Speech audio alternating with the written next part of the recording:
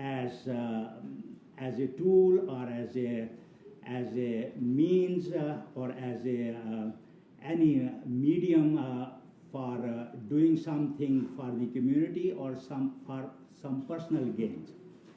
Now, when we talk about this thing, we have to come out of our mindset, and that this mindset, Asian mindset about politics is totally different.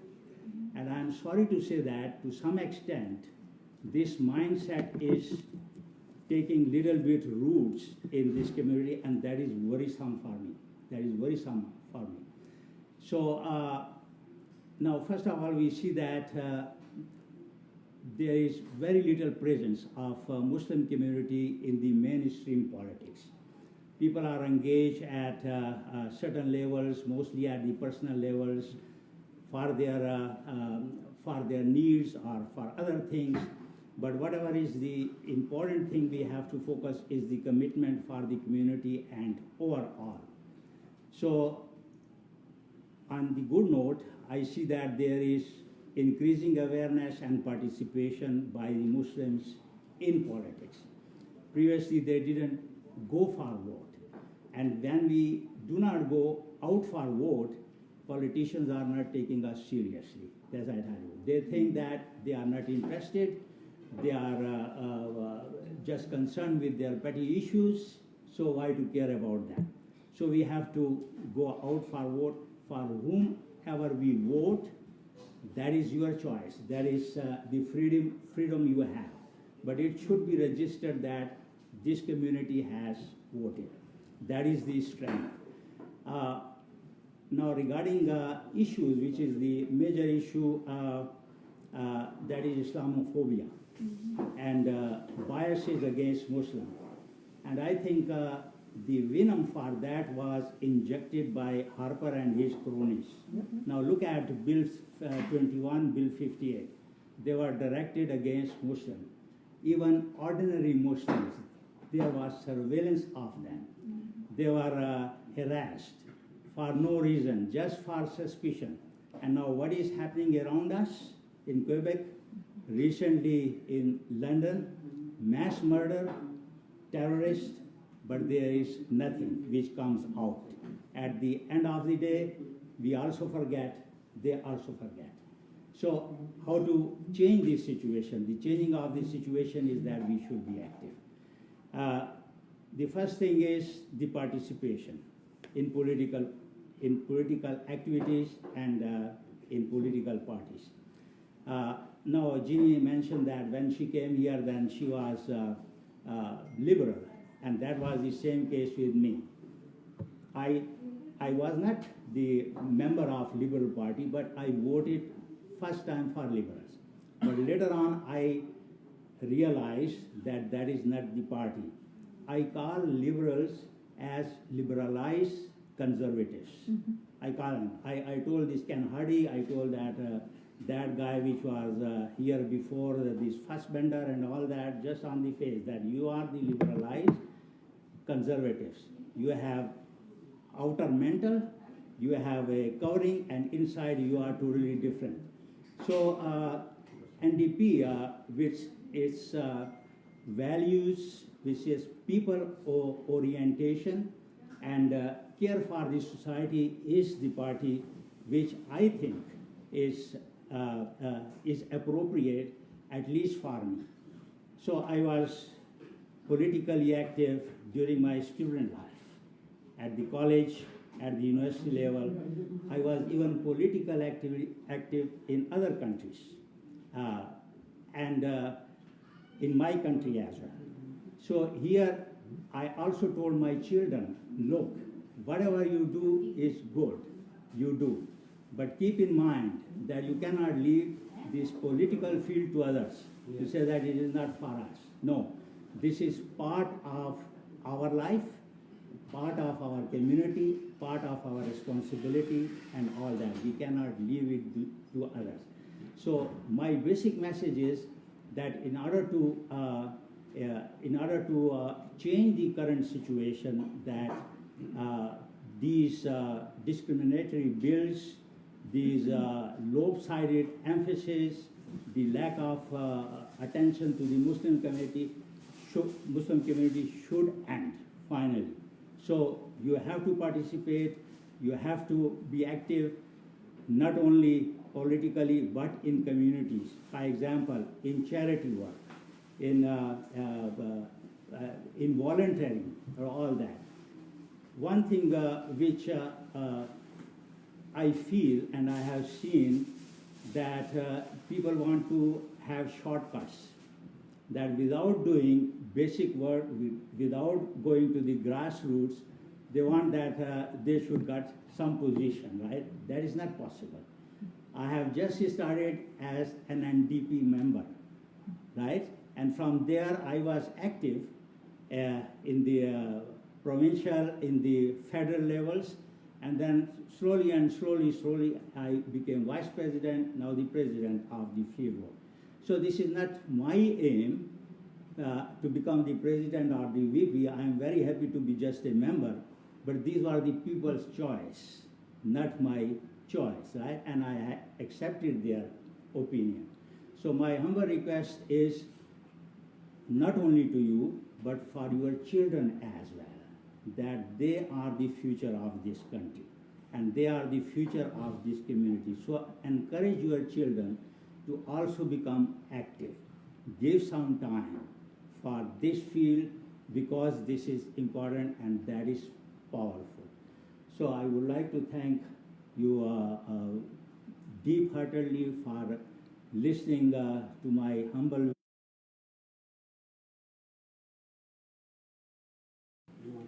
So just want a few questions. Maybe Sohni can speak first. So let her, how much time we have? I just have to make a quick call to my volunteers at 8:30 to thank them because all the volunteers have been working really hard, and so I have to make like a 5-minute Zoom call. No worries. That's okay. So I just need to do that, but Okay. yeah. So Why don't you do that and everybody you have 5 can get minutes. tea? Okay. Yeah, she can go and have a call. You can have can call. So in the meantime, I will request our community advocate Mr. Changiz Khan to share his concern about the community activity and his role in the Canadian society and prospects in the Canadian societies. Please, Changiz Khan, please, you can call and he can come here. I have a few questions for you. You can come here. You can come. Hey, I'm here. I'm here. No. You come here. Honestly, I'm fine. We want to record Honestly, your questions. honestly, I'm fine. Honestly. Yes, thank you. Okay. Appreciate it. Don't feel comfortable there. No, So, don't care when I said no. so salam and good evening to everyone. So just, Mr. Shah has already touched on a lot of issues that our community are facing in Canada, across Canada, in the last past decade. And my main concern is Islamophobia as well, discrimination and hate that is happening from Alberta, Calgary, Quebec, and going up to Toronto. And now Langley Masjid have got threat, like New Zealand, for 2 months closure.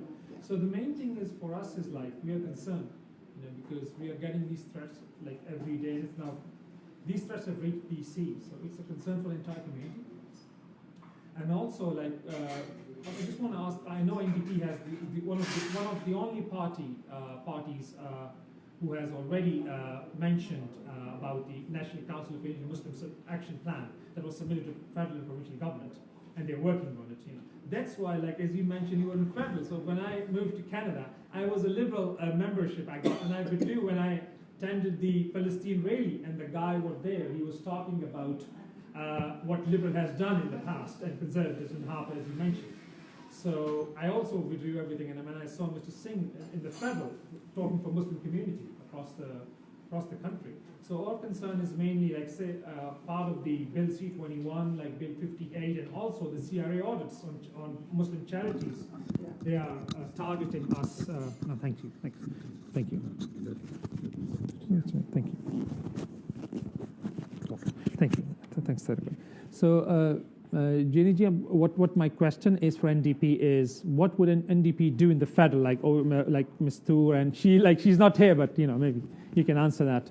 What would they do different from the other parties, from Conservatives and Liberal, for Muslim community? Because this is worrying us. The entire community is worried about this. Yeah. I want first of all to remind us all of some of the policies that came in the legislation we're talking about here. all came in under the Harper government. So we know what the conservative policies are. Okay. And remember, it was Jason Kenney who actually wanted to have hijab and removed Oh. for citizenship ceremonies and all of those. Jason Kenney was he's one of the best politicians for going into ethnic communities. And I don't know how he does it, but he throws a little bit of water and a little bit of flour on his face and shakes hands with lots of people. And he leaves there and he gets lots of support. He used to get it from here. I mean, he's got a huge following, even in the Muslim community, right? Because he came and he never promised anything, but he promised everything. A senatorship, a this or that, will put you on here, will put you on there. But when you look at their policies, they are fundamentally as racist as you get. They are not that different from the National Front in England under Enoch Powell, right? And that was one of the reasons I chose to run a long time ago, because that's not the Canada I want for my kids. So what are the other things? I think if you look at it both provincially and federally, we're the only party that is tackling racism in a systemic way.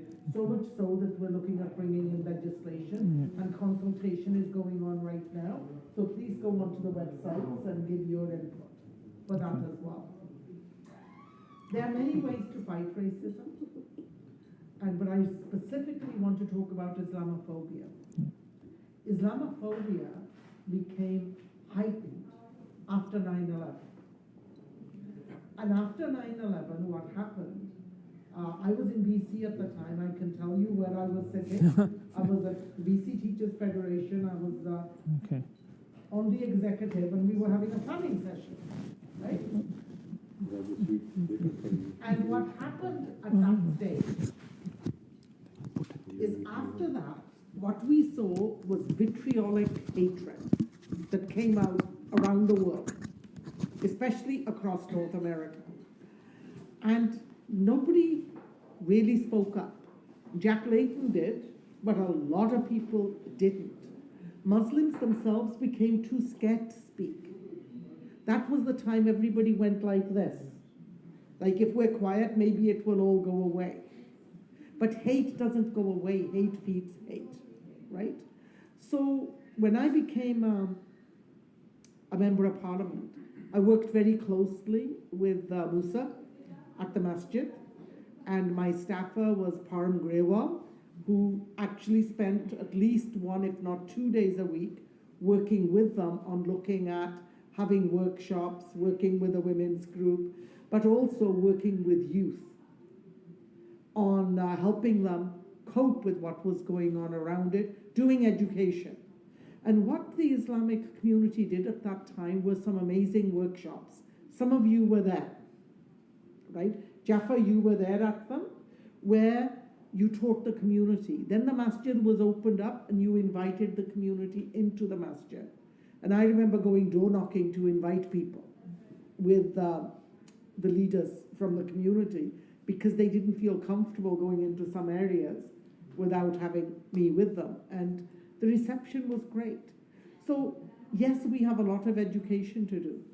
Islamophobia is real. Racism is real. It's systemic. It's not just one-on-one. It is in the system. And we have to tackle it. And I think the best party, the only party who's going to be able to tackle it, is the NDP, because they have a commitment to that. And you all heard me talk about this lots. And I said it at the beginning. I'm from I have a cross-cultural marriage, right? This is the country for my kids.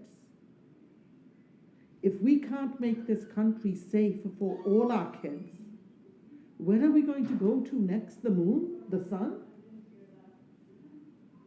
Really? Australia is not going to take the masses. No is New Zealand.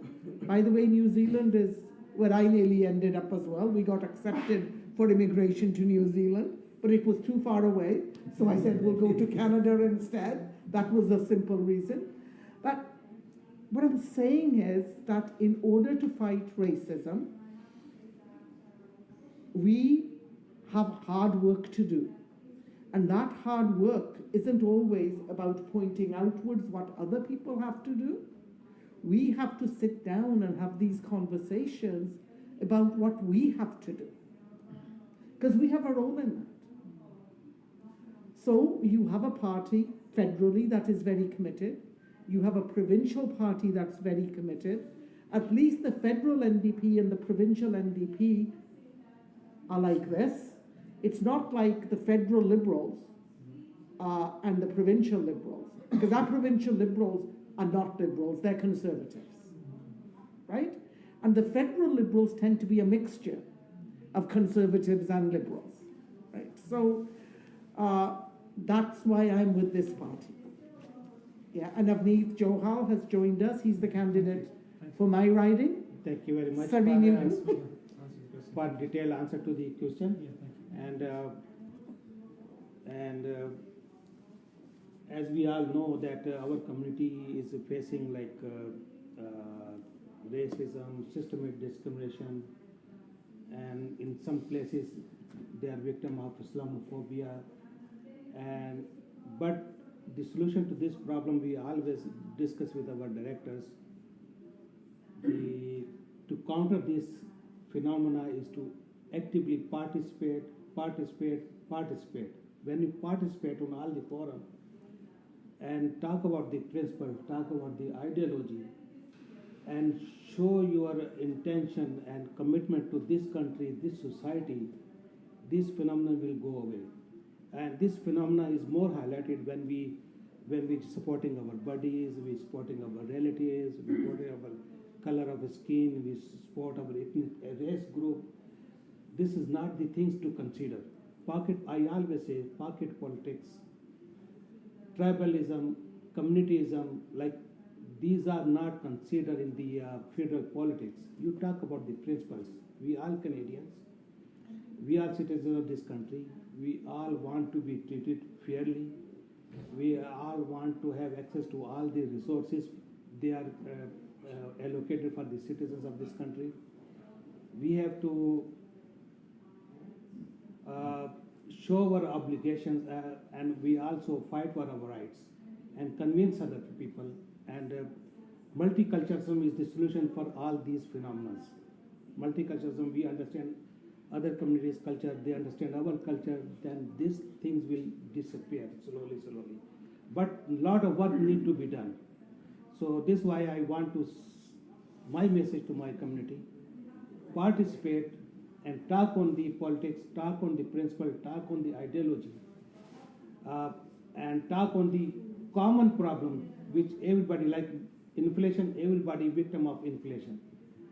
High prices. Everybody victim of bad environment, which is like deteriorating environment, global warming, everything changing. Everybody victim of high cost of living.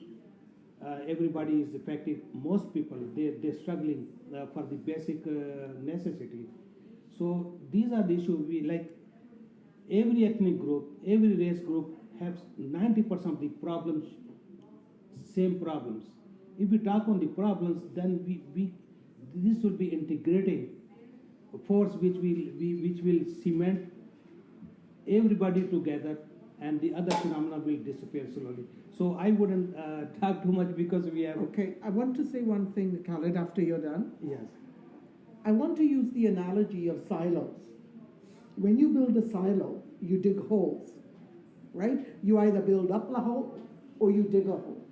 When you build bridges, you build community. So yes, we're proud of our heritage. I still speak and read and write Punjabi. Never going to give that up. I'm proud of my history, of who I am. I've kept up my language, I've kept up my history. But I am here, so how do I build bridges with others so that we have a country that is connected instead of silos that are competing with each other? Just a thought. And it takes time and energy to build those bridges. My father used to have a saying, some of you may not like it, but I'm going to say it anyway. He liked to have a drink or two, right? And what he used to say, oh, is this going to go on TV? Then maybe I won't tell you my dad's story. I'll keep it for another time. I'll edit it. You know, but one of the great things he taught me in life is that if you want to make a change, you want to go forward, yes, you can fight, but you also have to learn to compromise. Because if you don't, it's your way or the highway, you'll be a lone warrior and you'll get destroyed. In art, on the theater, they have a saying, throwing yourself on the sword. I'm right, I'm right. You throw yourself on the sword over that, and guess what? What are you going to do for the second act? You're dead. So throwing yourself on the sword, which is very common in the culture we come from South Asia, is not always the best way to make progress. And sometimes, from here to get to where my dear friend is sitting over there, Samka, I may not be able to get there in a straight line. I might have to zigzag to get there. But that's what's called compromise and taking others with you. And if I'm going to get to my goal by myself and everybody is left behind, I'm a loser, even though I may have got there. So just my thinking. If I could, Yeah. sorry, if I could add very, very quickly, just. Yeah, we will hear a lot from you. Okay, So okay. give me a second. Okay. So I just thank you very much okay. for elaborating that question and concerns. And so now Sonia is busy on the other side. We will Yeah, she's take going her to be after about 2 more Mr. minutes. Avneet Johal. You start with him. And so Mr. Avneet Johal is a candidate from Surrey Newton for the MP position in the parliament. So would you mind I give you 2-3 items to speak on that? Sure. Then you can tell, because I hear a lot good about you, a very good speaker. Okay. And good understanding of the issues.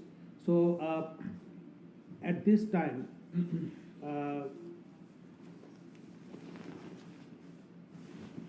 the most common issue is the inflation. Inflation is very high, cost of living is very high. Affordability is very high. Yeah. One is this. The second, I would like to hear from you the global warming and any if NDP come into the parliament. Yeah. So what their stand would be on the environmental issues. Yeah. And the carbon emissions and because we noticed last year so many people died because of the heat wave and flooding and the negative effect on the agriculture, on other climate, drinking water, so many problems for our future generation to face, right? The third thing I would request you, it is hard for me to understand if one superpower going all over the globe and putting their forces there and killing millions of people, why Canada have to go shoulder to shoulder with him and participate? In the Afghanistan war, which was failed attempt by the government, like there was a failed attempt by the colonial people to simulate culture of the indigenous people, which they turned out to be wrong, and some people say it was criminal attempt. So similarly, in world politics, they're going killing so many people, and they excuse, oh sorry, we were wrong, we shouldn't have done this. Why Canada have to join them all this nonsense attempt? Please, thank you. Okay. So three things. I don't know if you. Okay. So we're all here until about midnight. Is that? Yeah. Is that I'm here. no, no. This is my I appreciate just a few very simple questions. Yeah. So inflation, climate change, and foreign policy and global affairs. Don't mind, Yes. you have to introduce yourself. No, I was going to. Yes, yes, of course. Thank you, Mr. Malik. First of all, my apologies for being a little bit late. I've just come from a different engagement, but I'm very glad I could make it here. My name is Avneet Johal, and I am your NDP candidate standing in the riding of Surrey Newton.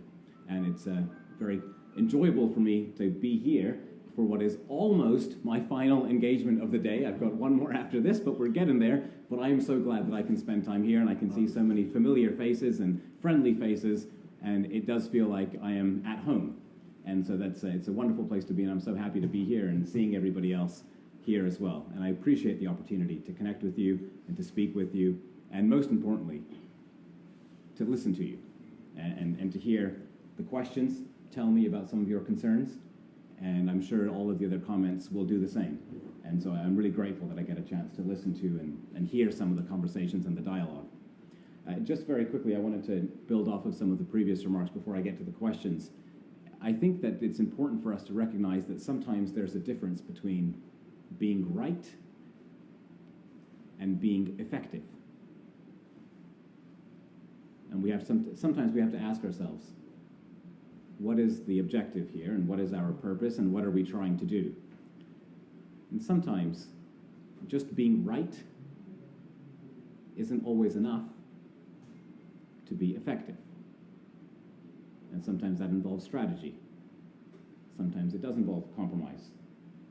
And it can involve other things too. So I just wanted to share that since that thought was on my mind. Now, in terms of your very simple questions, I'll jump right into them. The first thing I'll say about inflation is we are hearing this all over the community. And I know it's not just Surrey Newton. I know it's not just the riding that I am standing in for election. I know it's in Surrey Centre with Sonia, and I know Sonia has been hearing that and has been telling me the same. And it's a real concern. And this was happening before the pandemic, whether it's food, whether it's fuel, whether it's anything else.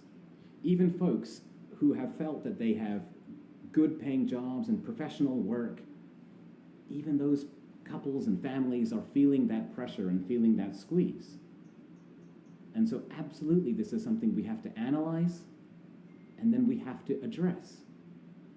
Now, the reason that for me personally, inflation and these inflationary pressures are so important to address is because it disproportionately affects poorer people. If the price of bread or the price of milk doubles and you're on a low income or a fixed budget, that has a much greater impact on your day-to-day life and the pressures that you feel to bring food home for your family than it does if you're a wealthier person. And so for me, the question of inflation, like so many of the challenges that we see in our society, it also calls upon us to think about the justice of what we're seeing happen. And if we're continuing to impact poorer people disproportionately, that is not going to help us build sustainable, healthy societies. And so as somebody who works and cares for his family and his parents, I see those things more, and I see that impact on a greater level. And so for me, those sorts of questions, yeah, they're real problems. And so we've got to ask ourselves, how are we going to address this, and what are we going to do about that? And I think the NDP has been very clear that we are here fighting for people, we are fighting for families, and we are fighting for hardworking Canadians all across this country who are raising their children and who are building our communities.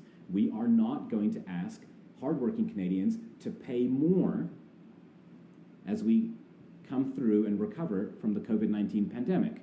We have been saying this over and over again. We will be looking for the mega corporations who do not pay their fair share. We will be looking to the billionaires and the ultra-rich to contribute and pay their fair share, because we know these inflationary pressures disproportionately impact working people.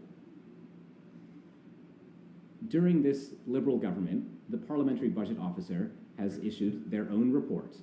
It makes abundantly clear, it cannot be more clear, that we do not collect up to $25 billion in taxes from major corporations in this country for no other reason than we just don't collect. They have the reports, they know what's missing, we could do this. And so it is not even a question of resources, it's not a question of funding, it is always a question of priorities. And so yeah, inflation is a real concern, especially what we've seen in recent years. And I haven't even talked about the housing inflation and affordable housing. I mean, that's perhaps a more extreme example of where working people and poorer people are disproportionately impacted. So I'll leave that there because I know there were some couple other pieces, and we'll talk about climate change. Again, this is something that we have to address.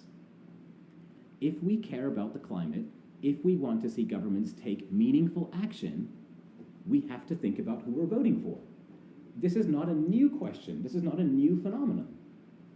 I have families telling me all the time, we've known this was going to happen. We've known about these wildfires. This is not the first year that we've seen wildfires to this extent, although this year is a record year.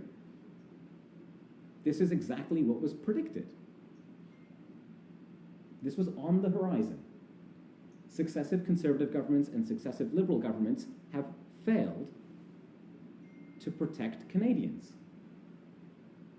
And it is beyond sad that folks have lost their life here because of inaction. I would suggest it's worse than inaction. The Liberal government has increased their subsidies to fossil fuel industries. What are we doing? And again, the NDP has been very clear. There are differences between the people that we vote for. There are differences between the values that they hold. And an NDP government has been very, very clear. We would end subsidies to oil and gas industries, to fossil fuel industries. Let's invest in our future. Now, whatever happens in the coming years, we will have to move away from fossil fuels, and we will have to find a new way to transform our economies.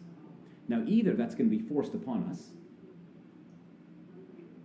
due to climate conditions, due to market conditions, or we can be thoughtful about how we make that transformation. And again, I'm going to bring a lens of justice into this. And you're probably beginning to get a sense of where some of my values lie. In the United States, we can see that people are purchasing homes that are on higher land at a higher rate and paying a higher price for those and paying a premium for those homes as they try to protect themselves against what might be coming in the future. And so again, it raises the question, how are we going to ensure that our societies have an element of justice as we move forward? What about the people who aren't able to move that quickly? And then this also takes us beyond our local communities and beyond our local country, and it takes us to the international stage. We know already there are countries, there are islands that are disappearing. We have climate refugees. Through no fault of their own, their homes are being destroyed. How are we going to protect them? How are we going to support them? How are we going to serve them? We all share this planet. And so these are questions that we have to ask ourselves. And I will tell you that the conservative governments and liberal governments have not taken meaningful action. That is partly why we are in this mess. They also have not worked with their global partners to take the action that we need. And I'll share two last things about climate. One about what we see in this country, and then a personal point. What we see in this country, since 2015, we had the Paris Agreement. Since that agreement, the five major banks in this country, RBC being the worst, have invested over $700 billion in fossil fuel projects. And each of us is being told as individuals to recycle more, maybe drive less, maybe turn off your lights. And you've got over $700 billion. There's absolutely no amount of individual actions we can take if that is going to be the behavior of our top 5 banks in this country. And so, again, if we want to be serious about dealing with the climate, we have to look at the major players at the very top. Because I can tell you, if I stop using energy tomorrow, if everybody in this room does, we have zero chance when our top 5 banks are investing nearly $1 trillion in the past 6 years, all under the watch of this Liberal government. Now, from a personal perspective, maybe this is a mistake of mine, I don't understand and I fail to see how anything could be more important than the land upon which we live, the air that we breathe, the water we drink, and the food that we eat. I can't see it. I don't know what could be more important than these things. And so what that says to me is that every decision we make as a government, every decision that we make as a community has to have that lens to it. We have to ensure that we protect the foundations of life. And we're seeing that erode, and people are losing their lives. And this is happening today, and it will continue to happen. And I was so proud that it's unfortunate that we don't have any Green Party candidates who are running in Surrey Newton. I think additional perspectives, more candidates, it allows for more rigorous debate and allows voters to see where people stand. So we don't have a Green candidate in Newton, but former Green Party candidates have offered a very, very strong endorsement for me in Surrey Newton, and they have encouraged any Green supporters to go to the polls with their heads held high, even though they don't have one of their own on the ballot. And they have encouraged Green Party members to vote for me in Surrey Newton because of my track record in terms of climate analysis and the work that I have done to push governments and other stakeholders in a more meaningful direction to support our climate. So moving on to the question of foreign affairs. Yeah. Yes. Yeah, foreign affairs and global policy. Again, huge questions. And one thing that I will say, so I serve on the board of directors for the Los Altos Institute. And we are a leftist think tank here in BC. And our main focus is analyzing the strategic position of the province of British Columbia between both the Chinese and American empires, and how that has impacted the history of this province, the present day moment, and how this will continue to impact the province of British Columbia moving into the future. And we're beginning to see some of those tensions between the United States and between China, and we are, to a degree, mostly due to a geographic positioning, we're sort of in the middle there. And we see that with the Huawei case, for example. You've got tensions. And so these are important questions. And what's interesting about them is things that are happening around the world on the international stage impact our day-to-day life right here. Things that are happening at the local level impact what's happening on the global level. And so when we think about all of the foreign missions that have been so deadly and destructive, and I don't need to tell anybody here about them, whether it's Afghanistan, whether it's Iraq, I don't need to tell anybody here, whether it's the ongoing situation in Palestine. These are connected to local issues. And I've worked with a lot of groups that are working towards Palestinian human rights and are also advocating for Indigenous rights right here in Canada. So there are links between these abuses. And so we have to understand what are some of those links and what are some of the driving forces that are pushing these agendas overseas and pushing those agendas right here at home. And so I really appreciate you asking that question, because often people think about the local issues and what's happening here, but we have to think about Canada's role on the global stage. And I think we have a very, very difficult record over the past number of decades, given some of our involvement in other parts of the world. And it has not always been positive. And I would like to see Canada not only be a peacekeeping nation, which we hear so much about. I'd like to see us be a peace-building nation. It's one thing to go somewhere and try to keep the peace, but if all you're ever doing is keeping the peace, if ever you fail once, then you're keeping less and less peace. You have to both build the peace and keep the peace. And we tend to talk so much about Canada as a peacekeeping nation, but we have to be a peace-building nation. And that requires, I would suggest, a little bit more courage. Again, whether it's the situation, I'm wearing a Palestinian bracelet right now. I wear this bracelet every day. When I was a student at UBC, my friends and I, we founded the Solidarity for Palestinian Human Rights Club. I mean, this was important to me. I've continued to be active in that field for the past 15 years. And I've looked at Canada's position and I am disappointed. Sometimes I am ashamed of what our elected officials do. But we have a responsibility there. If these issues are important to us, we have to have a look at the voting record when we send somebody to Ottawa to represent us and they vote in favor of things that we don't like. We have to hold people to account. So I'm glad you've asked about foreign affairs, and I sincerely hope that we can send more NDP members of Parliament to Ottawa, because I think the values that NDP candidates have are probably the values that you're looking for on the international stage. And we have been really clear, particularly under Jagmeet Singh, that it is absolutely essential that we protect people's rights and human rights here at home and everywhere around the world, even when that will be hard, And I would suggest, especially when that will be hard. That's the time to show courage, and that's the time to stand up for what is right. And it may be difficult in that moment, but over time, people will come to that position. So I hope that answers your questions, and I'm happy to take follow-ups. Thank you very much. Very detailed answers, and your vision is very close to my vision. I'm not.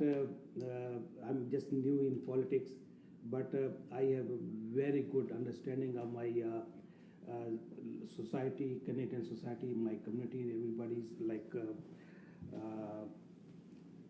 concerned about their future and their and role in the society. This why, and you rightly said that we like NDP have to tax ultra-rich people to compensate and put some money into the system so that take care of the people cannot afford their living properly. Mm-hmm. Second, you said that we have to move to green economy, and if this humanity and human beings and Canadians want to, or because the environmental is universal, is not just confined to Canada, right? Mm-hmm. And there has global effort is required Mm-hmm. to preserve the nature and preserve the environment to the level that the human civilization can last bit longer. Otherwise, the way I see the environment is deteriorating so fast, is very hard for our future generation. That is very, very critical issue. And if we are not, NDP maybe come into the power, maybe don't come in the power, but important, we raise our voice, Mm-hmm. make awareness, make actions so that people get together and you make unification of all the voices that make an impact on the people making decisions. And the third, as you said, like the Canadian role has to be peace building, right? Mm-hmm. And we go peacekeeping, but we under the umbrella of somebody else is doing something else, and we have to follow as per agreements international, right? Mm-hmm. So I wouldn't talk too much because we want to hear from you. Okay. So I just making notes, the important what you said, and thank you very much. Very good thoughts, and we appreciate your presence here today. Thank you. So I would like to bring the our other candidate from Surrey Centre. Sonia is a social activist, and I know her for like since I started our association in 2017, and she participated in our community events. She always participate all the social issues. I see her everywhere, her participation. Thank you very much for your social and political efforts for the community. Thank you. And I would like to say the topics of your own choice. Thank you. Because now Because he can't think of three more. That means you don't have any other. I have three more, four more, but That's can what have- you do. You just kind of leave the room and then you let them handle the tough Yeah, questions. I just everything I just said, it was about justice and fairness. It is very fair. It is. Okay, Sonia, you have the floor. Thank you very much. Assalamu alaikum, everyone. Thank you, Khalid Bhai, for the invitation. I'm Melissa. sorry, the You might want to take it off. Yeah, sure. Yeah, you can take it off. who, tough question make you stronger. Oh no, I like the question. I liked it. Yes, so thank you. Thank you very much for having me and thank you for your patience. I'm a community organizer, an activist, I'm a social worker. I've been here, I came to Canada in 1987 and I have very strong political activist roots. My father was a freedom fighter and that's where the name Andhi comes from, so that's his takallus. And he chose that, he wanted to be like Andhi and Tufan, and I decided to change my name when I was in grade 10. I said, why am I stuck with a last name like Goyal when I can be Andhi? And so, so I decided to become Andhi, and that's what I believe in. You have to take things by force, you have to fight for the right things, And that's why I've always been aligned with the NDP. Over the years, like Dr. Shah said, you work through these systems where I aligned myself with the values of the NDP. So I started to volunteer. I think I volunteered for almost every MLA, MP for the NDP over the years. And I knew I wanted to get into politics, but I had to see the right time. Once my kids got older, it was like, okay, now it's time where I'm done volunteering for others and I want to fight this fight myself. And I'm so glad that I have, because it is time. I think it's really time that we need change, and people are frustrated. Like, I have been hearing this in my practice. I'm a social worker, a counselor, so I hear this every day from people, how they're struggling. And as you said, you talked about inflation. Wages haven't kept up with the inflation. That gap between the rich and poor, like people keep saying this, there's no middle class anymore. Yes. And that is a huge concern, because we all are working hard, and a lot of times we don't have enough to show for it. I have 3 jobs, and because one of my jobs doesn't pay enough, and sending your kids to university, it's hard. And so in my practice, one of the big issues I see with people, depression, stress, family conflict, is that I usually say, so if money wasn't an issue, do you think you would be okay? And most of the time it is. They say, yeah, we're working hard, but we just don't have enough to keep in our pockets. And so I'm really excited with our platform, because what we're talking about is, as Avneet said, taxing the ultra-rich. Because there has to be fairness. And we're not saying, well, take all the money from them and that's it, they're going to be destitute.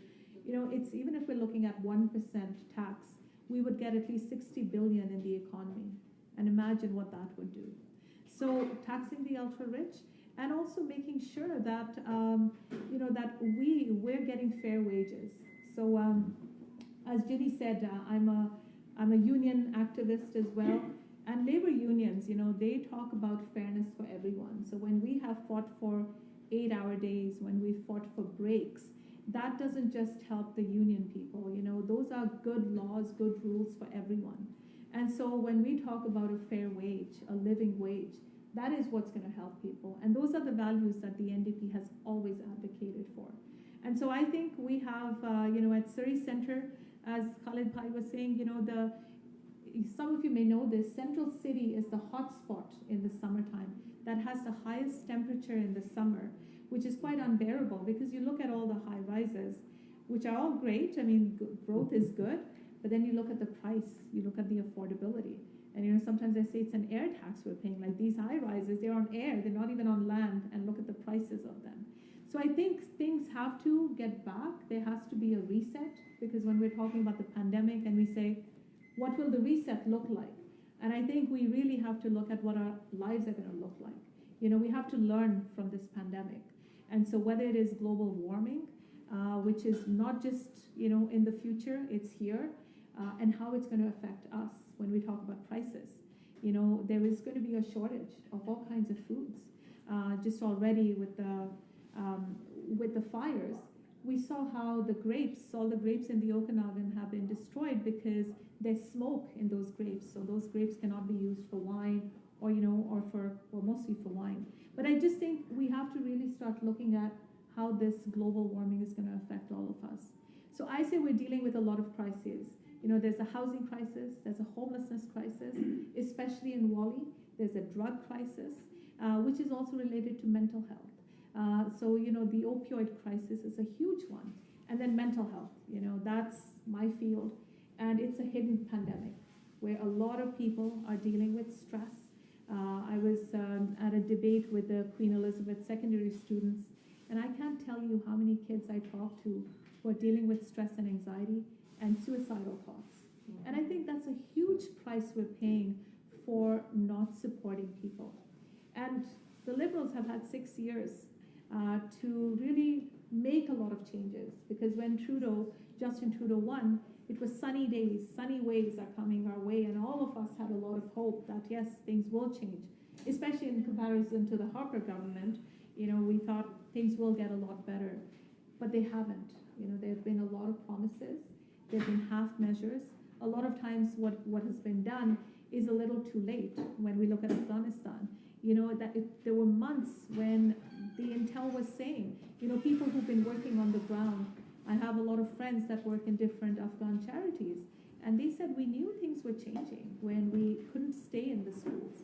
Yet our government waited for so long to put forward those rescue efforts. So I just think it's time for change, but really it's time for people to raise their voice. You know, we, the 98% of the population, you know, we have the power, we have our votes, we have our voice, and we give that away where it's at 2%. So whether it's the banks, you know, it's the ultra-rich, the big pharma companies, they're the ones who get to make the rules. And we, once again, are stuck with high taxes, not having much of a say. So I really think, I've always believed in that. I'm the founder of Shakti Society, and Shakti means power, takat. And we have that power. And I think it's time that we take that back and we make ourselves heard. And that's the best way to do that is through our votes. So I just caught Raji before she was leaving. And the big thing is that there's a lot of support, but we have to get those votes out. We have to translate that support into votes. Because every vote counts. As what you said about, you know, winning by one vote. I lost by 500 votes in my last election for school trustee. And I say that was like a hall party. So if, you know, somebody in a hall, all the people in a hall had voted, I would have won. And why I ran then was to make sure that there's representation. You know, we have the school board where there's mostly white folks. There's, you know, one South Asian person. And when you look at the demographics, where's the representation? So I do think, and of course, I think somebody said that earlier, don't just vote because it's, you know, it's a brown person. You look at their qualifications, look at their track record. And I have been working in this community for the last 30 years, working for social justice, especially making sure that the people who are marginalized, whose voices aren't heard, their voices are heard. I always shine the light on women who've accomplished a lot despite their adversities, but also others. You know, I support families, I support children. And that's why I'm running, because I'm so tired of these stopgap measures. And I always say this, you know, we have these Band-Aid solutions, but we can't continue with that when we're hemorrhaging. You know, we need a lot of support. And so we need people who have the will and who have the courage to fight for the right things. And whether we form government or whether we're in opposition, we are going to be fighting hard for you. And so I can tell you that Surrey Centre is looking good. Every, you know, people I talk to, they're already, oh, I already voted for her. I'm like, oh, it's me. You know, they can't tell with the mask. And so they're like, yes, we voted for you. So I think it's possible. You know, I'm hearing great things about Avneet. I'm hearing great things about Raji. So I just say, have the faith. Vote for the party that you believe in. Vote for the people that you believe in. And not, you know, because one of the tactics that the Liberals use is the fear-mongering. You know, you vote for the NDP, that's going to go to the Conservatives. No, you vote for the NDP. We have a very solid chance. And Jagmeet has shown what strong leadership can do. He's held the Liberals' feet to the fire. And that's what, the more NDP members of Parliament you elect, that's what it's going to do. I was talking to Jaspir Sandhu and then Ginny, and he said, you know, the two of us were the loudest in Parliament. We were always fighting for our people in Surrey. And that's what I aspire to do. You know, I want to represent you and make sure that I take your concerns to Parliament.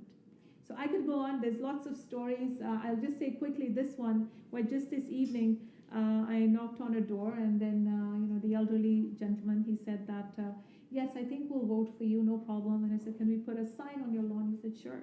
And then as I was walking 2 houses down, he came up to me and he said, where's your office? And I said, it's, I told him 106 and King George. He said, can I come there? Because I've been waiting for 6 years to get my immigration papers done. And I've gone to the MP here. Nothing has happened. Can you help me? And, that kind of thing brings tears to my eyes, because that's the trust that people place in you.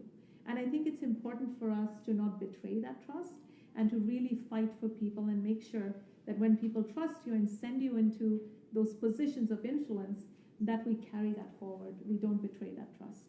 So thank you. Thank you very much. Thank you very much. 1 second. Thank you very much. And it is 9 p.m. So we had a 2-hour session, but we'll continue this very interesting debate and very beautiful and productive conversation and your voice is heard on the media. A lot of people are involved, and we have the honor and privilege for our leaders are here tonight, and thank you all of you. Now we will start question and answer session. So I would here will be the drill. We have 4 panelists. Mr. Shah, President of the Fleetwood riding, and Mr. Avneet Johal is the Newton MP candidate for the Newton, and for the Sohni Andi for the Surrey Centre MP candidate, and they are No, not me. I think we should focus on the candidates, and you can represent Raji, right? Okay, you can represent me. Because you're her president. Why do you want to exclude yourself? No, because I'm not running for election, these guys are, so we need to give them the time. Here will be the drill.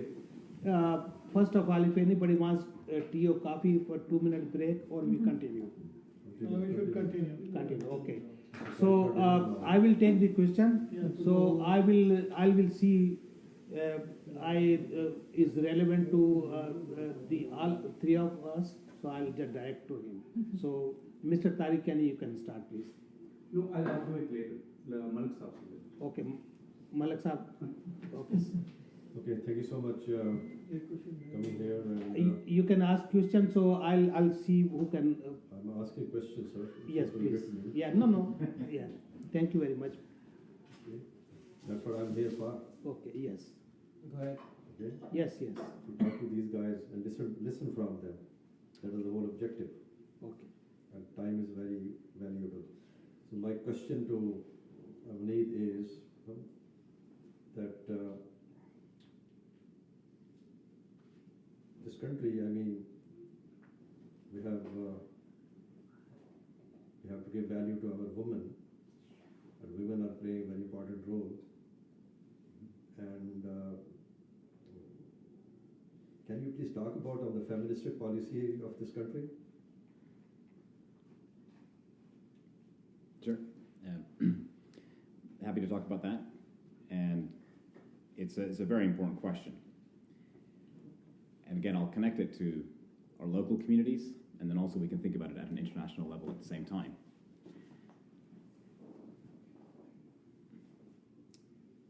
I should also add before I start the response, my mom is my #1 organizer, volunteer, supporter, champion, and I'm not sure if any of you have seen it on Twitter. There was somebody, I think with the Surrey Now, had tweeted the NDP candidate's mum came to the house and she was very sweet, and she's out there all the time. And it is not lost on me just how much of an important figure my mum is in my life. And I have said for so many years, every single thing that is good about my life is because of my mum. Every single thing. I'm a huge sports fan, and I play a lot of sports. And it was my mum that worked extra shifts so that she could take us to get ice skating lessons, or we could get shoes to play soccer. And sometimes you think it is somewhat emotional to think about that history and those experiences. And I mean that absolutely honestly. Every single good thing is because of my mom. And so I think that has shaped a lot of my outlook on life. And women, whether we notice it, whether we don't notice it, whether we acknowledge it or whether we don't, women are the ones who make any society. Literally because they give life, but beyond that, because they nurture life and they nurture children and they nurture the next generation, and they are giving and caring. And I would say, especially from my experience in the South Asian community, the women carry a lot. And when we think about, and on an international level, it's so much more important for us to support our women, because if you have strong women in a society, they will automatically make sure that the next generation has opportunities, that the next generation can read, that the next generation has the services and the supports. They will do that And we have evidence for this. We see this. And so if we want to build strong societies, you absolutely have to support your women. And so I hope that helps. I mean, I could talk a long time about how important this is, but whether it's at the local level, whether it's in the family level, whether it's the international level, it all matters. And I'll just share maybe one real quick story, because I'm sure there's media, and my mom will love that I shared this story. And I didn't know about this until only a few years ago. We were out at dinner, and it came up, and my mom had mentioned it, and I wasn't even in the room at the time, and somebody else had told me that my mom had told this story, and I went back and I asked more about it. I must have been 6 or 7 years old, and I was going for a haircut. And I went to the local barbers, and I walked, and it must have been one of the first times that I went for a haircut by myself. And I sat down, and I had the same barber, and he asked me what I wanted for my haircut. And I said sort of the usual, kind of short on the sides and the back, and it was pretty regular haircut. And I said, but don't go too short on the top. My mom doesn't like it when you go too short on the top.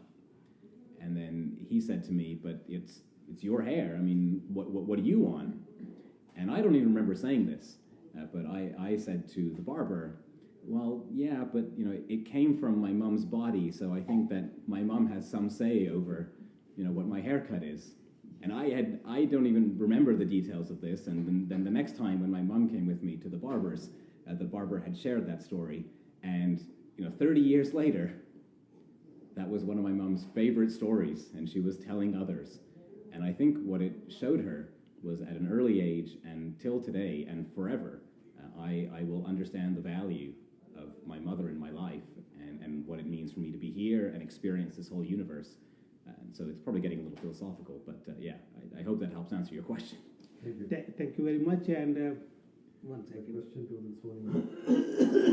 Okay, so the reason I'm managing question answer, it can go until midnight. So I will let Malik Saab is senior community member, so I respect, I very much respect, sir, and thank you very much. You can answer. Let me elaborate. I always think that the woman is the core of a human society. Now, just take example today. If my wife didn't help, nobody would have been here. So whatever I do is she's on the back. If she doesn't support me, I can do nothing. So, like mom in the family system, take care of everybody, right? The woman is like more loyal to the, more light and more dedicated and more devoted to the child and the family. So I don't want to say too much, and you answer all the. I'm very impressed by your answer. And Malik Saab can ask other question too. And if I can just quickly add to that also is that when we look at women, especially right now with the pandemic, how they have been affected, most of the frontline workers are women. So whether they are in seniors care homes, whether they're in hospitals, and most of them get the lowest wage, have the poorest benefits. So I really think when we are looking at equality, we have to make sure that women are at par. I mean, they still earn less than men in a lot of jobs. So I think it's also important that we continue to fight for that and make sure that women are represented and and have equal rights and fairness in their wages and work conditions. Okay, now question has to be short and answer has to be short, please, Okay. because Yeah, we we'll- have other members too, and we respect everybody. So, the Canada claims to be a champion of human rights, and multiculturalism is the hallmark of our society.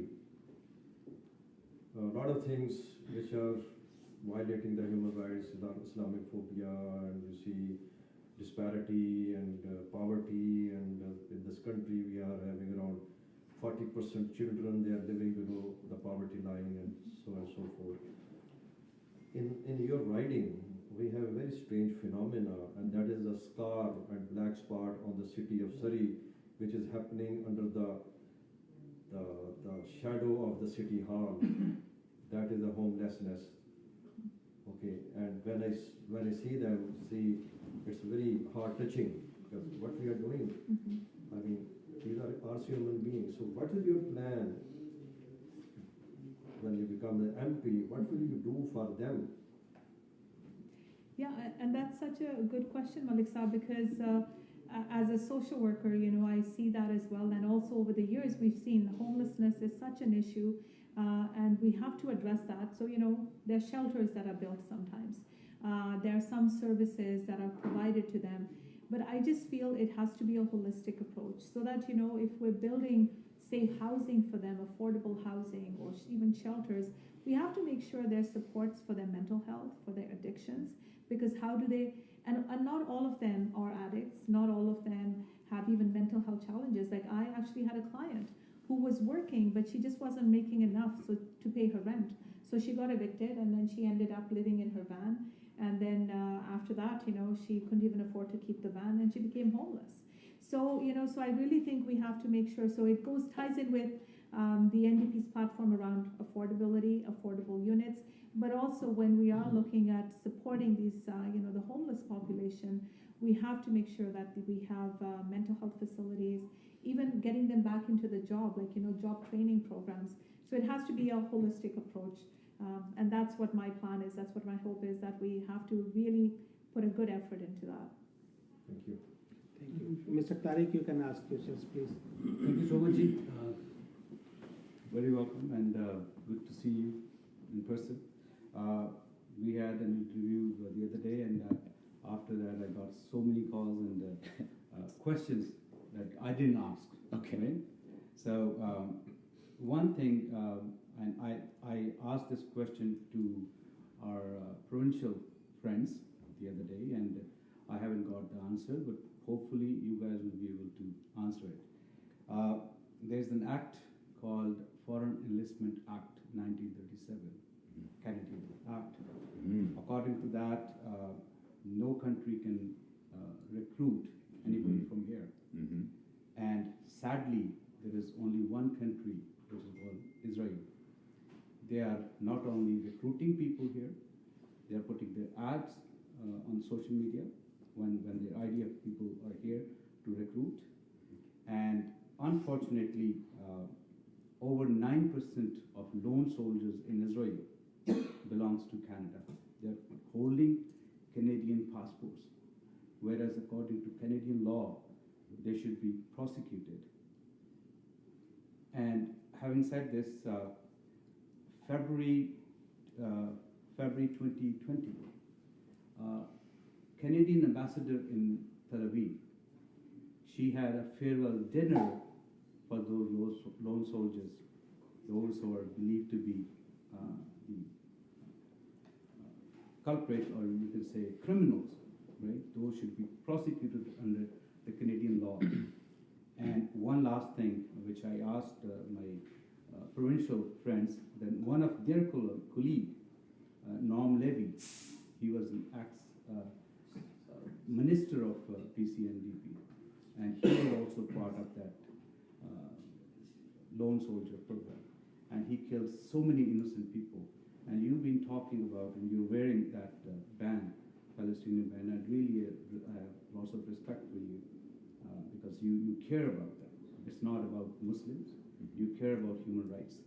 So if you've been elected, will you be able to prosecute one of your own? Plus, will you be able to try to stop this crime which is happening even today? Okay. Anybody can start. Yeah, I'm more than happy to take the question, because it is such a fantastic question. And I know we want to keep the answer short, so I will try my best to condense it. But there is so much to say, and there is so much in your question that requires analysis and requires unpacking. And one of the first things that I will say is, if we aspire to be a country that abides by the rule of law, then we have to abide by the laws. You can't pick and choose. And this is, when people talk about lacking faith in politics, lacking trust in politics, lacking trust in the system, these are some of the reasons why. Because you can't pick and choose. And the same thing is true at the international level. We can't say to countries, oh, please join us in whatever our mission is, because this law is really important, or this convention is really important. But what about this one?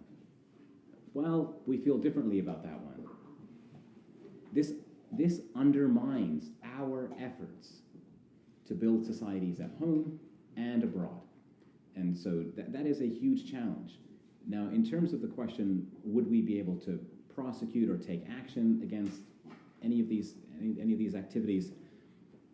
I think what we have to keep in mind is, again, who we're sending to Ottawa. What are their values, and what courage will they have when they get there, and will they keep in mind why they have been sent there? And I can assure you that I will. If I am elected, what I say with you here tonight is what I am happy to say tomorrow and what I'm happy to say in Ottawa. We have to have these conversations. And this is why it's so important to send more NDP members of Parliament to Ottawa. Because even regardless of the number, the more people you have, the more people who are talking about these things, the more people who are bringing this out into the open, the more difficult it becomes to hold positions that are clearly wrong. It becomes more and more and more and more difficult to do that when people are openly talking about and they have the information and they can see the mistakes that are being made. It becomes very difficult. And so that's what we can do. We can go to Ottawa, we can apply the pressure, we can openly talk about those things, we can talk about them in the media, and it will become untenable to have such discrepancies in our policies. And so again, at home and abroad. And I honestly think it undermines our own government's work, and it undermines the work of the international community when we're picking and choosing. And we're not picking and choosing on small matters, and we're talking about people's lives here. I don't understand how anybody can look at the situation that takes place in the occupied territories. How can anybody look at the siege, and how can anybody look at these open-air prisons, and how are we okay with this? I don't understand. So we've got to bring that out into the open. So, Sonia, I just need to hear her. Yes. And I will have to say I don't know enough about this issue that I could, give you a long, extended, or such an educated response. But I will say that I am a believer in human rights. I think we really have to make sure that human rights are being respected. And I have a lot of respect and also a lot of compassion for what's been happening in Palestine over the years, and the children that are being impacted, the families that are being impacted, and the trauma that has gone through generations. So that cannot continue, and we as a society and as an international peace-loving country, we have to make sure that we take a stand against that. And our leader Jagmeet Singh has also condemned what's been happening in Palestine, and I absolutely, individually, I stand with that. And we have to make sure, and sometimes we have to take courageous, bold actions, and that's where debate happens within the party as well. Like, this is what we believe in, and so how are we going to make sure that human rights are being respected in other countries? And So, do you guys both think that this is wrong and you condemn this act? whether or not we think it's right or wrong, the act is clearly there. And this is against the act. So if a government thinks that this is okay, well, then you have to amend the act. And so it's almost beyond a question of whether it's, now I have, of course, I'm sure you can guess what my personal thoughts are about this. Okay, so I'm not arguing. But very quickly, I'll just share. And Sonia has talked about, how we have to take courageous positions. Mm-hmm. It is amazing to me that these positions are even considered courageous. That is a problem in and of itself. To say that we care for, we have to respect human rights. Since when did that become a courageous thing to say? That should give you some understanding, and it should reveal a lot about the state of our society. Thank you very much, and it was a good question to ask. And I hear in the Jagmeet speaking about this in the parliament when he said that Canadian government have to stop arms sale to the Israel because he used against the human rights abuses and killing innocent people. He already said that if he against the arms sale to the Israel, he must will speak about the recruiting people from here for the state of Israel, which is because I asked this question to our provincial friends, so, including Ginny. yeah. Everybody said somebody will get back to me, but they never called me. I got back to you. I got back to you. So okay, so actually, I'm really apologize. One second, please. Everybody have a question, he can raise his hand, so I will come to. One second, let me go by Mr. Shahid. He has a question. He asking me. I just wanted to have your opinion, you both. Okay. What about Kashmir? You're talking about That was my question too. Okay, thank you. Yeah. So please, Sonia, Yeah. can you? Absolutely, and I think once again, it is about human rights. It is about making sure that people that don't have a voice and people that are being oppressed are not. And so, at a foreign level, we have to look at, what governments, how they will mediate that. But at a personal level, I can certainly say that, if there are human right abuses, those have to be addressed. And, we cannot turn a blind eye to that. Thank you. So, Mr. Ejaz has a question. Can I just, I'll try to be very quick. I'm going to guess you're also referring to the domicile law. Yeah, and totally inappropriate. So, I mean, I could talk about that for a long time, but totally agree with Sonia. If we want to respect human rights, we must respect human rights everywhere. If we want to respect self-determination, we must respect self-determination everywhere. Whether it's in the homeland of my ancestors, whether it's in the homeland of your ancestors, whether it's the homeland right here of our indigenous people, if that is what we want to see, we must see that everywhere. Yeah, this is basically there's not only one thing. There's hundreds of things wrong in the Kashmir, and I'm totally surprised and upset why the international powers and communities not taking the depth and in this situation. And just again, really quickly, to connect them to local issues and international issues, when we saw here in Canada, when there are internet blackouts, media blackouts, when there are military activities taking place, that should be a real concern for us. And we've seen that happen in Canada, and we see that happen in Kashmir. When people start taking away people's access to internet so they cannot even tell you what is happening, that's a real concern. And the flags should go off for everybody. And so I think we should be deeply concerned about what is happening in Jammu Kashmir, yeah, absolutely. Thank you. So I will take Mr. Ejaz's question and I'll ask one of you. Yes, just a simple question. What is the policy of NDP against the legalization of marijuana? So she Like can you answer support that probably. because She's a I'm not going to social vote activist. Sure. this time Liberal because of that law they passed, right? I'm against. So now if I know like you guys are also in favor of legalization of marijuana, then I will not bother to go to the vote. Anyone? Yeah, and That's I my think question. for sure, and I think we have to really look at the different levels of what that means, the legalization of marijuana, in the sense of where if we're talking about harm reduction, where when people are addicted to a certain substance, and then we have to make sure that how do they pull away from that? How do they reduce the use of that? So I think when we're talking about legalization, it's where if that prevents crime from happening, if that prevents drug warfare, then I think we have to see what is lesser, which is the lesser of the evil. But Avneet, you can probably add more to that in terms of what the policy or where the NDP stands, because I hear your concerns as a parent as well, right? Where I hear that from a lot of people. Well, maybe I'll try to be quick again just for time. I think the important thing for us is that questions of marijuana or cannabis are public health questions and health questions. And we have to even ask ourselves, why are people using these sort of substances? Like, what is happening here? And then how do we address some of the underlying concerns? So we can make it illegal, and for how many years was it illegal in this country? And I think you'll agree, people still consumed, people still used the substance. And so we have to ask ourselves, like, what are we trying to achieve? And then what are the best ways to do that? So this issue is going under the carpet. No. Basically. No. But I'm interested. No, I don't want to say go under the carpet. It's okay. So I'm the answer to your question Thank you. and how much we are satisfied that we can decide later. So, so I'm sorry. Maybe we need some food. We are hungry. But before we go, Mr. Sajid Amit is a well-known community activist and our friend, and he has some question.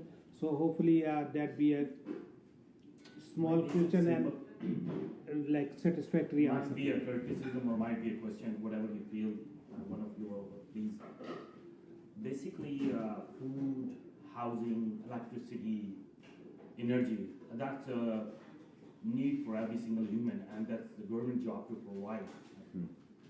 Last 5 or 6 years, maybe like 10, 15 years, the housing crisis is keep going on and on and on. But I don't think so. We have to come and tell the politicians that what is the problem. They live in the society. Why they wait at the election time and they asking us, oh, this is the problem, this is the problem. When they are already in the parliament, enjoying the government, like the NDP did, I did not hear the housing crisis problem, because the housing crisis is the #1 crisis we're facing right now. 50% of the people who live in the lower mainland especially, they are the one who's paying the mortgages but not owning the house. So where is the policy to solve this problem? I have not seen single, is still money laundering going on? Acknowledge that. Liberal government started, nobody says anything, and still the same money laundering is every single day happening in casinos. And both the NDP and Liberal, they're holding the power but did not do anything. So what I expect from now on, you guys are gonna go in the government, you're gonna change something for housing crisis. Very good question. Anybody can Yeah, I mean, I'm specialize in this. You can go ahead and I can add to it. as Sure. So what I will share is that I hope Canadians have seen the NDP fight as hard as we can over the past 2 years to deliver results for Canadians. And we have done that in very many ways, whether it was providing support during the pandemic to individuals or whether it was providing support to our small businesses. We fought very hard to get the supports that Canadians needed, and we achieved those results. Now, of course, there is a limit to the amount that we can do when the Liberals and the Conservatives team up against us. And so to your question of overall affordability, I can share with you 2 concrete examples. Earlier this year, we put forward a bill, Bill C-213. This bill was supposed to help Canadians with the cost of their prescription medication. We're the only country left in the world with a universal healthcare system of like a major country, universal healthcare system that doesn't include prescription medication. And now we pay the 3rd highest fees for medication. So we put forward this bill. Let's fix this. We have other countries doing it. We can do it too. Of course, the NDP voted in favor. 0 Liberals, 0 Conservatives voted in favor. So if they keep teaming up, it's going to be difficult for us. I'll give you another example. 2 years ago, we put forward a bill in the House of Commons to cap the price of cell phone bills and internet bills. You've talked about things like food, energy, electricity, things that are essential needs. We would consider fast, reliable access to internet, and we've seen this especially during the pandemic, and a cell phone to keep us connected. We consider that an essential service today, especially when you look in other remote parts of the country where people don't even have ready access to internet, and those children are supposed to go to school virtually. This is nonsense. So we put forward a bill 2 years ago. We are going to cap the price of Canadian cell phone bills. Everybody knows how much we're getting exploited by these telecom companies that have a monopoly on the market and a profit margin of over 40%. We voted in favor. The Bloc Québécois voted in favor. 0 Liberals, 0 Conservatives voted in favor. So we are trying to take action, and we are pushing more and more to help Canadians across this country. But if the Liberals and the Conservatives keep teaming up, it's going to be tough. And this is why it is so important for us to send more NDP members of Parliament, so then we can get these bills passed. Like I said before, it is not a question of resources, it is not a question of funding. You're absolutely right that the government knows about all these things. Although I would suggest if you look at the members of Parliament from some parties, I'm not sure if they live actually really in the community. I think you might find with more NDP members of Parliament, they're actually in the community and know what's going on. And if we can send more of those people there, you'll get more results.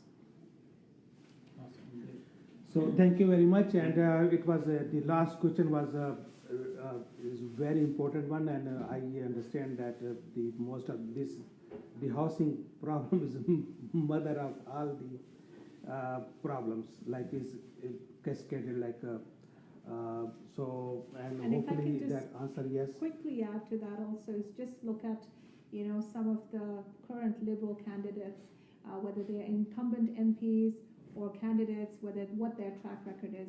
How many of them, and you probably know about the candidate from Vancouver, Granville, flipped 41 houses, made millions of dollars. So why would they tax their own? I can also say that some of the other Liberal candidates are land developers. And so, even right now, if you look at some signs, you see where are those signs being put. And so you can see, like, how are they profiting from these increasing house prices? And as Avneet said, most of us, we live in the community. We have like one house, we don't. I rent. We don't even own a house. Yeah. So it's also because we feel the pain, we feel the burn, and the others who are profiting from it, which are oftentimes Liberals and Conservatives, they have a vested interest in it as well.